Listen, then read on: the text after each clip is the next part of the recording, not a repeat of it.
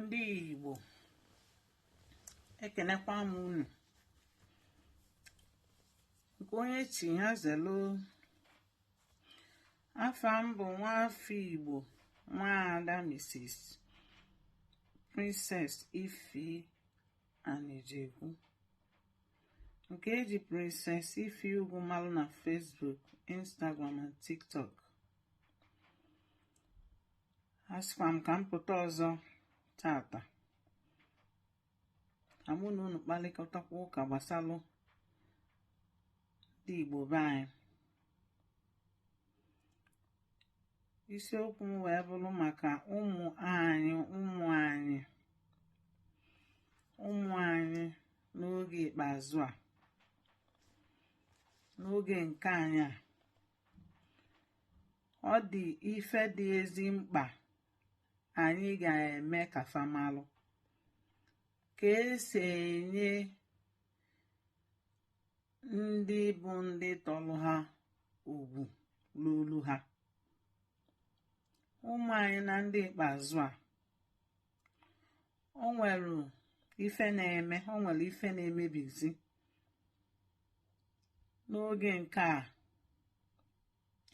Ụfọdụ ụmụ anyị amarụkwanụ ife a na-akpọ ịkwanyelụ ndị okenye ugwu.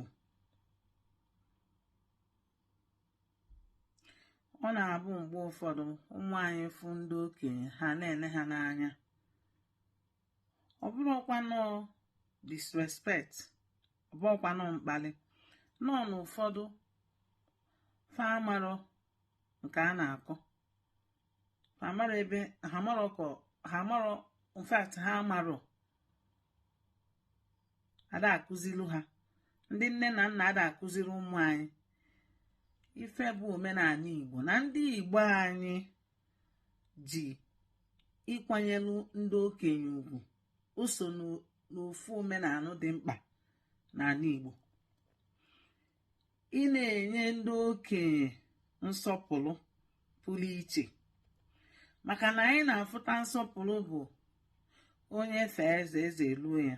Nsọpụrụ bụ inye ndị okenye ugwu ruru ha. Mgbe ụfọdụ ọ na-abụ ụmụ anyị fụ ndị ọzọ bụ okenye, fada ama ebe fa ga-esi bido ọfa kene. Mgbe ụfọdụ fa agba nkịtị na-eneso n'anya, and anyị bịa fụ ha, ụfọdụ a na-ekwukọrịta ụka n'ime onwe ha na nwa onye a ede ekene mmadụ na nwa onye a ada asọpụrụ mmadụ. Ọ bụrụ osiri ụmụ anyị n'aka, mana ọ bụ ndị nne na nna anyị ada ewepụta oge akụziri fa ka esi enye ekene.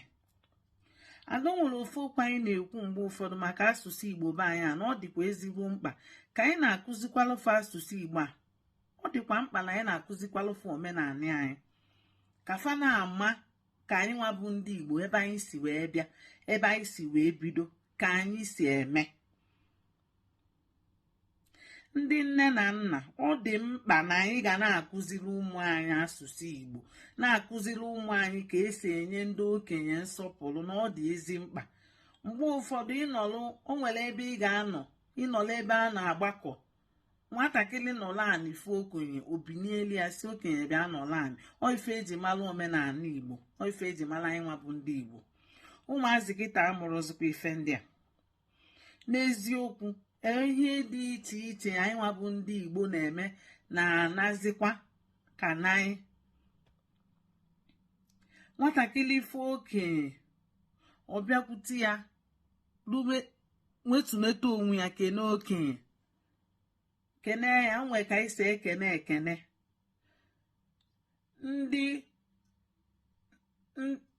ndị West nwere ka ha si ekene, ndị North nwekwa ka ha si ekene. Anyị nwa bụ ndị Igbo ga na-akụziri ụmụ anyị ka anyị si eme nke anyị. Anyị akawa arụ na-asụrụ fa asụsụ a, na-akụziri fa ka fa na-ama. Ọ bụrụ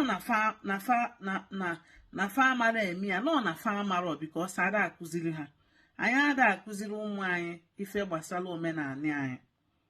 Ka m kwukwe ya ọzọ, biko na-akụziri na ụmụ anyị omenala anyị, ma ndị nọ na mgbadaba anyị ma ndị nọ na mba ofesi. Ife a dịkwa na ezi mkpa na ụmụ anyị ga na-amụ ife gbasalụ omenani be anyị dị mkpa.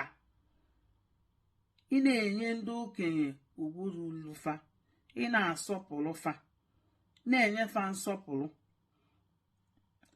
na-akụzikwalụ na ụmụ anyị ife gbasalụ be nna anyị, be nna fa, ife melụ mgbe nwanụ gara aga nke dị mkpa. Ụfọdụ amarụ, ụfọdụ nna mụtalụ nna fa anwụgo, ha mụrụ maka nna fa, fa mara ife melụ. Ụfọdụ nne mụtalụ nne fa anwụgo, fa marụ. Ị na-akụzili fa, na-agwa fa nekwa nne mgbe unu dị na nwata, nekwa ka unu si eme, nekwa ife na-eme, nekwa ife melụ mgbe nwanụ. Ị na-akụzi, na-agwa fa nekwa na ndị a bụkwa, nekwa nwanne gị na onye a bụkwa mgbe unu dị na nwata. Maka na ụfọdụ ihe a anyị na-akpọ na ọ dịrọ mkpa, ọ dịkwa mkpa mgbe ọ ga-abịa n'ọdịnihu. Maka na ọ bụ na fa amarụ ya, fa arapụ omenala anyị sobe omenala ndị ebe fa nọ. O nwere mbọsị nne agafete n'iru akwụkwọ wee fụ onye be anyị nụrụ onye ọcha ebe a. O wee bụ na ụmụ ya na ụsọ asụsụ be anyị ka ụmụ ya ji na-asụcha. Ibiri ndị be anyị ya ka fa na-eli.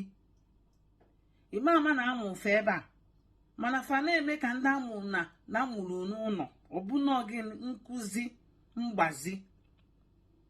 Ndị nne na nna tinye n'ọnụ n'okwu a, tinye n'anya n'ife a, ka ụmụ anyị nefere anya. Ọbụna ụfọdụ ndị ụmụ anyị bidi na mgbadaba anyị amada asụ asụsụ be anyị. Ụfọdụ ndị amụ na Lagos, amụ na Port, amụ na Abuja na ndị dịka ibie